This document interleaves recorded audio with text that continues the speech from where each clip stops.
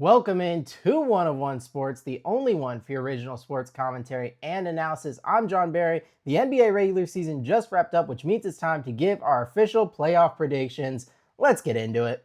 All right, it's been a couple weeks. Last time I was with you guys, we were doing college basketball videos, which, our college bracket, my bracket was not the best. Picked Arizona win it all. Michigan dismantled them. But if you watch my March Madness model prediction video, I actually did very well predicting Michigan, finished in the top 2 percentile. That's neither here nor there because today we're talking about the NBA. Haven't covered in a while because I feel like with all the teams tanking, there just wasn't that many interesting storylines happening in the NBA. So there wasn't much to talk about very often. But now that the playoffs are here, we're going to do our predictions. And before we do, if you guys enjoy the sports content, especially the basketball content, the next few weeks are going to be a lot of NBA content. You won't want to miss it if you're a fan. So consider leaving a like and subscribing to support the channel. Now, without further ado, we can get in. And I think I'm going to start. Now, unfortunately, we are using ESPN's bracket challenge, and they don't give you the option to pick the play-in games. But I will say at least who I think it's going to be. So in the first game for the West, for Portland Phoenix, I am a Suns fan, so a bit biased, but I do think we are better than Portland. Portland was the 9th seed for a long stretch, and then the Clippers kind of choked, lost to Portland, ended up falling to 9. Portland gets it, but I think Phoenix, one, we were just better throughout the year. We've beaten them pretty handily when we've played them for the most part, and we're now healthy because we slipped a bit in the standings. I think we could have potentially competed with Minnesota for 6, but Dillon Brooks was injured. Mark Williams was injured. We're now healthy. We've got our guys back. I think we are better than Portland, and I think Phoenix will be playing the Suns, and then I would take the Clippers to beat the Warriors. Probably the most interesting playing game in terms of star power with a guy, Kawhi Leonard, one of my favorite players who's playing at, I would say, an all NBA, first team all NBA level against Steph Curry, one of the greatest players of all time. So that should be really interesting. But I think the Clippers would win, and I would pick the Clippers. I know they just lost to the Trailblazers just a few days ago. I would pick the Clippers to advance and get the 8 seed against the Thunder. And then in the East, Orlando looked really bad against Boston to end the season. That was against Boston Scrubs. Really embarrassing loss, really disappointing loss.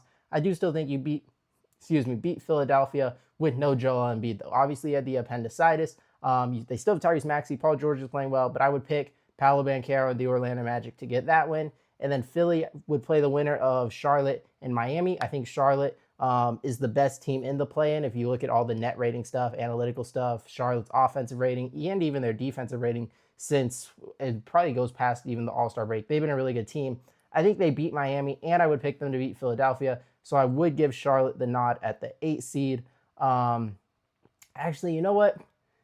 Oh, see, Charlotte is better than Philadelphia, and like on paper, I think you should win. But I'm actually gonna say Philadelphia beats. I'm gonna say Charlotte disappoints everybody because I do think if I'm Detroit, I don't want to play Charlotte in the first round. I think they're the best team in the play-in. They've been a really good team, and they would be dangerous. But I'm gonna say they don't actually get it, which maybe could come back to bite me because I think if they do get in, they actually could upset Detroit. But I'm gonna say this is Philadelphia, this is the Clippers, this is the Suns, this is the Magic. Okay, that's what I'm gonna go with. And now let's start with the 1 seeds where the Thunder, it doesn't let you pick games. Time out.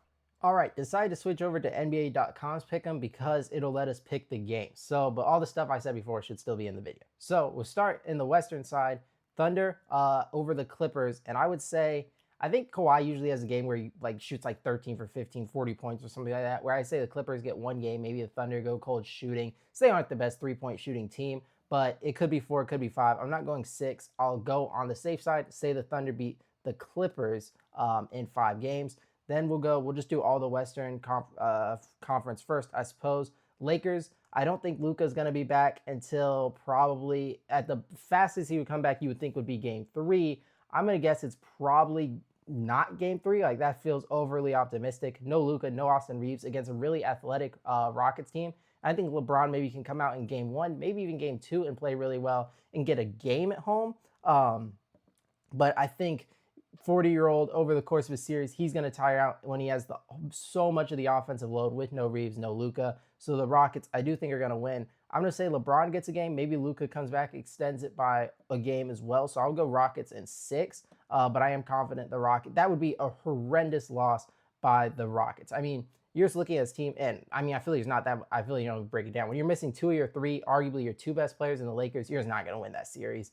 Then Nuggets Timberwolves. This is a fun one because the Timberwolves We remember a couple years ago just beat the Nuggets in a game 7, and since then have been more successful than the Nuggets in the playoffs, going to another conference finals last year. They've been to the last 2. The Nuggets have not. But the Nuggets do have who I think is the best player in the world, Nikola Jokic. Jamal Murray having the season of his career. Aaron Gordon healthy. Peyton Watson back. Cam Johnson maybe turning on a little to end this year. And we saw them on a really hot stretch to end the season. I believe, I could be wrong here, I think they have the longest active winning streak in the NBA, winning like 11 or 12 games to close the year.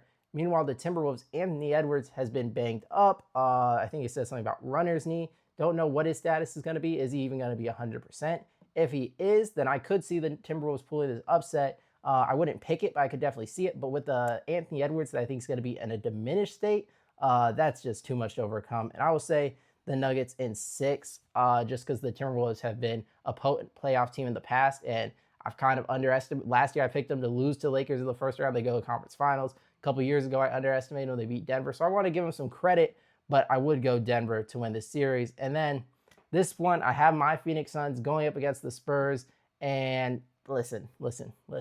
Spurs, inexperienced, haven't been in the playoffs before. I know Victor Wembanyama is great, hasn't been there before. Stephen Castle hasn't been here before. Dylan Harper, these guys have not been in the playoffs. We got Devin Booker, playoff veteran now. He's been there 5 of the last 6 years. I like what Jordan Ott's done as a coach. We've got good depth. Can we pull the upset? No, I can't be that biased. The Spurs are going to beat us. I do think we get at least a game, and I'm going to say in 5. I wanted to say 6, but I don't want to be too biased. I do think we get a game. I don't think we get swept. And last time we were in the playoffs, I think we did get. I think the last series we were in the playoffs was against the Timberwolves, and we lost 4-0 in a series I thought we were going to win with Kevin Durant. So sad. But yeah, so the Suns, I feel like the Western Conference is pretty heavy favorites in each of the round 1 series. I don't think there's a lot of controversy there. The Pistons, I have playing the Philadelphia 76ers. I don't think Joel Embiid's going to be here, so there's going to be a struggle inside. You're going up against Jalen Duren with your backup big man. I think he plays really well. Cade, I think, will get better as the series progresses. Maybe comes out a little bit slow just because he is still probably a little out of shape, just coming back from the collapsed lung. But the Pistons' defense is tenacious. You got the best wing defender probably in basketball, Ausar Thompson. Ron Holland, very good also. And they've been shooting the best they've been shooting all season. Their three-point percentage has been going up to end the season. Now, is that a product of playing easier teams who maybe aren't trying at the end of the year, getting easier shots? Potentially, but I like to think of it as a positive indicator. And I think they beat the 76ers in 5 games with no Joel Embiid.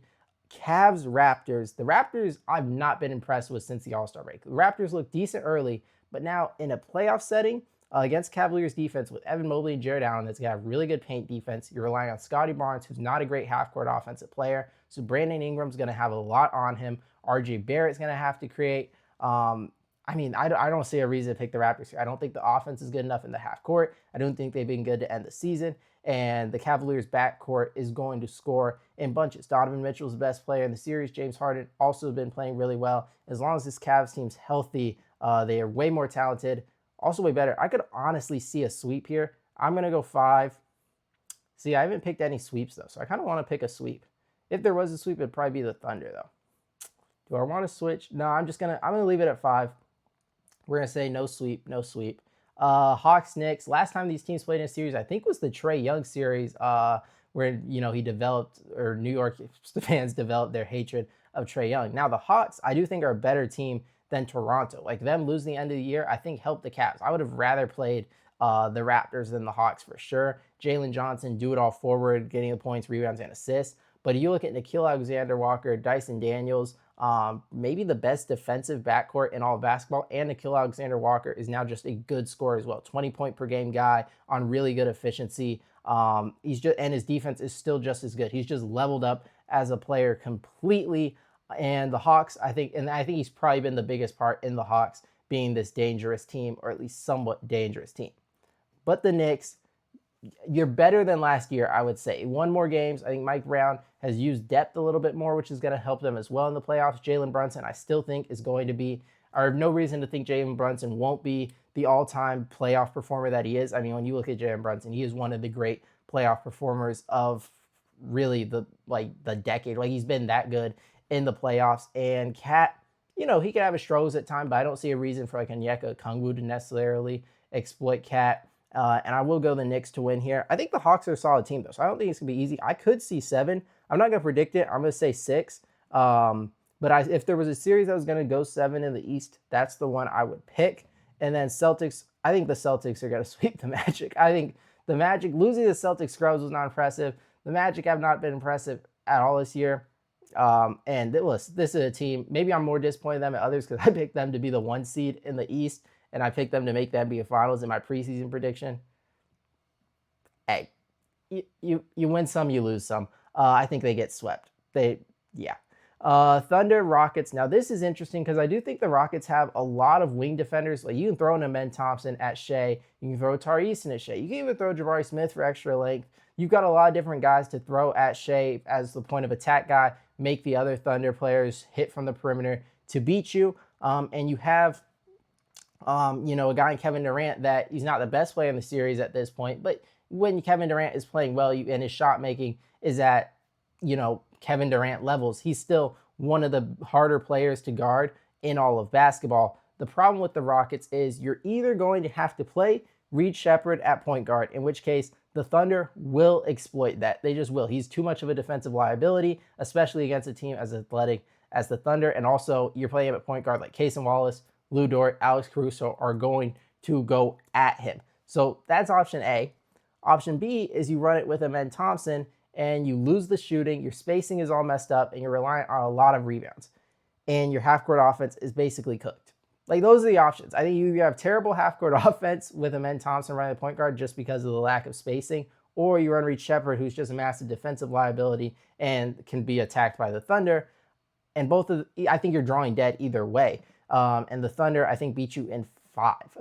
I think the Thunder got a pretty easy path here. The Rockets, yes, they went on a little winning streak at the end of the year, but it was against some easier teams. And we saw a lot of their struggles, and we've seen it over the year. Şengün can't shoot very well. Kevin Durant can, yes, but like Amen Thompson can't. Tari Eason has not been good. Jabari Smith I actually like, and I think he's been playing well, but you can't rely on Jabari Smith. And against a Thunder team that, again, won over 60 games, is the defending champs.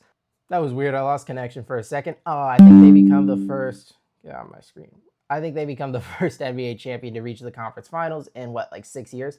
Now we go to Nuggets Spurs, which is the series I'm most hoping we get to see Nikola Jokic, who I think is the current best player in the world and the best center in the world, go up against the second best center in the world, the best young player in the world, and the guy who will no doubt become the best player in the world, Victor Wembanyama. We got a preview of it like a week ago when we got the Jokic giving Wemby like a 40, 13, and 8, something like that, and Wemby going 34, 18, just like an absolute clash of the Titans between two of the best players in all of basketball and two of the best teams in all of basketball. And what we get here is a Spurs team that has been better over the course of the season. 1 over 60 games is the 2 seed, but the Nuggets are playing their best basketball at the right time and have all the experience. Yes, the Spurs will win 1 series, but they haven't been here before. And I think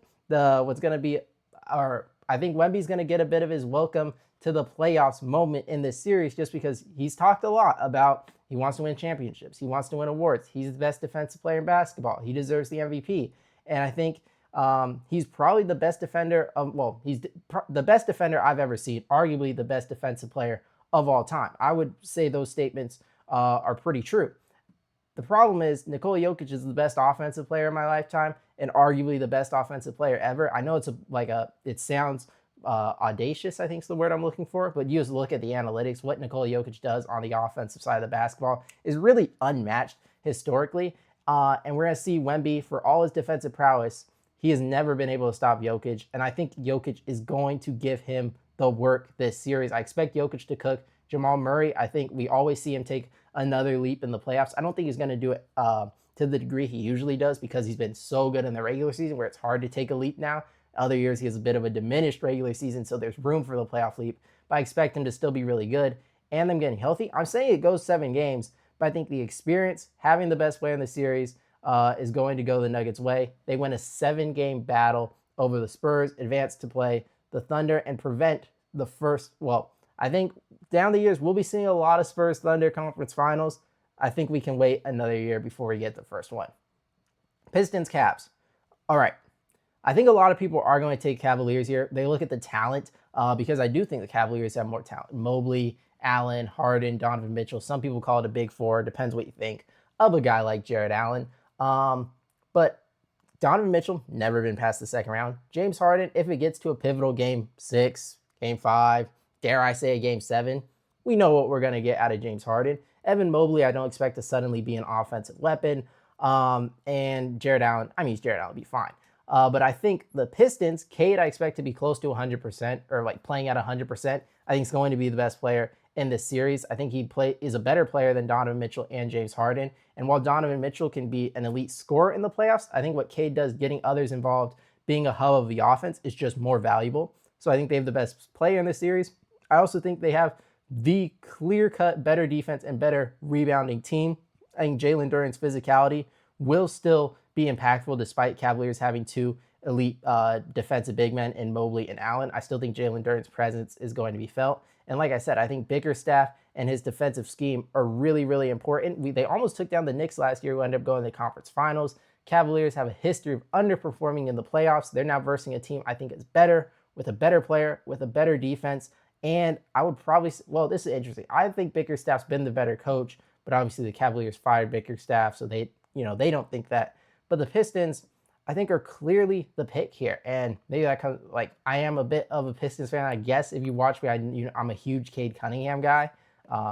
Anyways, I'll go with the Pistons in 6 games. We move down to Knicks Celtics, another anticipated one because of what happened last year. I was probably the most confident I was in any playoff series last year, or any team to go to the conference finals, was the Celtics. Now, they weren't my pick to win it all. I picked the Thunder.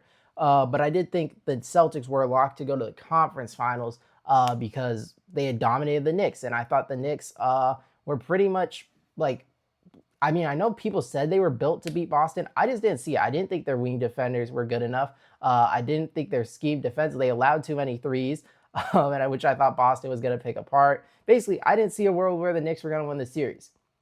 And then Boston comes out and in games 1 and in game 2 have historically underperforming shooting games in terms of expected three-pointers made versus what they shot. So you go down 0-2 at home. Then eventually, and you're dealing with a Porzingis injury. Eventually, Jason Tatum's gone. Everything went wrong for the Celtics. And now, look, 76% of people are picking the Celtics. But I think this year's Celtics team is worse. Jason Tatum, not 100%. You don't have the floor spacing of Kristaps Porzingis. You don't have, maybe you think Vooch can do that, but he's not Porzingis on the defensive side at the very least. Drew Holiday, or Derek White's still Derek White, but Drew Holiday is gone. Yes, some of the other role players have stepped up. You got Baylor Shireman and Hugo Gonzalez and Jordan Wall. Like, they're making an impact. But I think last year's Celtics team was better. I think the Knicks have gotten better. So from that aspect, you say, okay, well, the Celtics got worse, the Knicks got better. You picking the Knicks since they won last year? No, because I think last year's series was a complete fluke. Like, I think if you simulate that series 1,000 times, the Knicks rarely win. Now, you don't simulate 1,000 times. It's just a 7-game series, and if a few outliers pop in, it can be over, right? I think that's what happened with the Knicks. I think this year's Celtics team, I know they just lost to the Knicks. I know the Knicks have won 3 out of 4. But most of those weren't with a Jason Tatum and Jaylen Brown. Actually, I don't know if any of them were with Jason Tatum and a Jaylen Brown. We're now in the second round. Jason Tatum's going to be at least like 85% of his prior self, probably. Jaylen Brown's going to be balling. They have guys to throw at Brunson. I still don't trust Towns in a playoff series to be consistent. And I think the Celtics win in 6 games. Now we have Thunder, Nuggets, Pistons, Celtics. 1-2, 1-3. Here, the Nuggets were my preseason pick to win the NBA title. I don't like moving off my preseason pick. I like to ride with it until I have to give up. But I'm predicting a 7-game war against San Antonio. And the Thunder have virtually cruised here. And the Thunder have been the better team. They have more depth. It's hard for me to pick the Nuggets. It just is. And I think the Nuggets, look, you can win. I think you can push them. You can win most of your home games. You still have probably the best player in the series. But Shea is awesome. Shea is really good. People won't like to hear that. People do not like Shea Gilgeous-Alexander. And I think they've improved since last year, and they took the Thunder 7 last year. But the Thunder, I think also, you wouldn't see it, like statistically they haven't improved, but I think the experience matters. That was a team, their first time making a really deep playoff run. I think having won the championship, you come back, you're a bit better in the playoffs. And I think in 7 games, I'm going with the Oklahoma City Thunder. I want to pick the Nuggets because they're my preseason pick, but realistically, just every net rating, offensive rating, defensive rating, how many wins you had during the regular season, the depth, there's really not a lot there for me to actually pick the Nuggets to win other than like, yeah, best player in the world, but we saw last year that's not enough at this time or at this point in the NBA. Yeah, once upon a time you had the best player, you just win the series. That's not how it works anymore. And then Pistons, Celtics. This is interesting. I want to pick the Pistons because I mentioned I'm a big Cade Cunningham guy, but do I think they go from never winning a playoff series to making the NBA Finals? That's a big leap against a really experienced Celtics team that's been here before, that's made the finals, that has guys who have been Eastern Conference Finals MVP in Tatum and Brown, that has wing defenders to throw at Cade Cunningham and make other guys beat him. That's a lot to ask. Cade Cunningham, deep playoff run for the first time in his career. Is he tired out? Like we've seen guys like Anthony Edwards has tired out. Even Luka Doncic has tired out. When you are this so much of what your offense does and you're carrying a team, do you burn out by the end, especially going up against a team as Boston? I think it's too much for the Pistons. Do I think 5? I'm trying to think if I want to go 5 or 6. I'm going to show the Pistons some respect, go 6 games, and we get Thunder Celtics, who I think 2 years ago were probably the 2 best teams in the league. Instead, we got Maverick Celtics because the Thunder lost the series to the Mavs, but I think the Thunder were the 2nd best team in the NBA. So we could have got it then. We didn't. Then last year, I think, again, they were the 2 best teams in the league. Instead, we get Thunder Pacers because the Celtics have what I think was a flukish series against the Knicks. So this is really a matchup of teams that I think have been the 2 best for the past 3 years running now. Finally, I think we get it in the finals. And I'm going with the Celtics. I think I'm going 7 games. I don't think we get a repeat champion. Yes, the Thunder, I think, are better in a lot of ways, but I think the Celtics actually match up really well. I think there are teams that match up well. I think a lot of the top teams this year actually have a decent chance. Like if the Spurs played the Thunder, the Spurs would then, I think, they're young, they're athletic, they're just as physical. Wemby, I think, would be a problem for the Thunder. I think they match up well. I think we saw the Nuggets can be a problem for them last year, and I think the Celtics, with their wings in Jaylen Brown and Jason Tatum, who can score on OKC and outshoot the Thunder from the 3-point line, give them an advantage as well. And I think Celtics in 7, how many points will be scored in game 1? 200? So what? I think it'll be pretty low scoring because the Thunder are so good defensively. I think it'll be like 107, 103. So we'll go, not 110, 210.